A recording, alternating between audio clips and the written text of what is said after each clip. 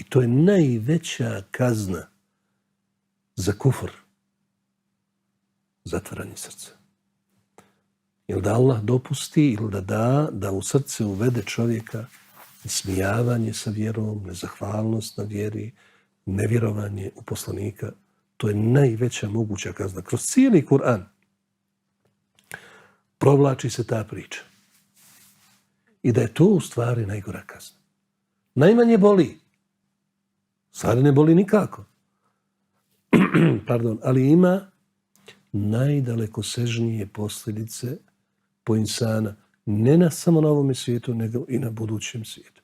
Zatim kraj ajeta ukazuje zašto je to tako urađeno s njima. Jer su mudžrimi. Mudžrim je zločinac. Koji je njihov zločin bio? Ismijavanje sa vjerovjesnikom. Prevedeno našim riječima danas, to je zločin ismijavanja sa vjerom. Jer kad se neko ismijava sa poslanikom ili sa vjernicima, to je ismijavanje sa vjerom.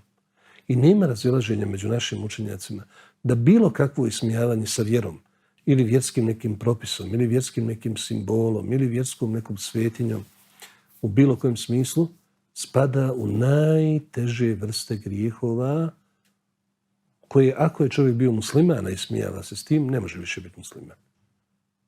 Mora da se pokaje i mora da se vrati vjeri na ispravan način, ispravan teobu. Ismijavanje sa bilo čim od vjere. Bez obzira šta bili, da li je šala, da li je ovo, nema šali sa tim stvarima. Ovi ajeti o tome govore. I bojati se za te i takve koji se smijavaju sa vjerom i sa vjerskim propisima da ne budu kažnjeni ovom kaznom. Ovdje, profesore, treba posebno podvući tako da u našem narodu postoje određeni vicevi koji se prepričavaju na račun vjere, koliko je to opasno i zabranjeno. To je ismijavanje u pravom smislu riječi. Nevažno je da li si ozbiljan ili da li se igraš. Vjera nije za igru. To su ozbiljne stvari. Znači, imate viceve o džennetu, džehennemu i tako dalje. To je strašno. Ne. To kazna može biti upravo ovo. Kedalike neslukuhu fi kulubil muđrimin. Tako mi uvodimo. Suluk je lagano uvođenje u nešto. I onda kad se to uvuče u ljudsko srce, taj kufr, ta nevjera, ismijavanje i to je loš znak. To je loša stvar i to je najveća moguća kazna i zato sljedeći ajet pojašnjava posljedicu toga. La yu'minune bihi. Ne vjeruju u njega.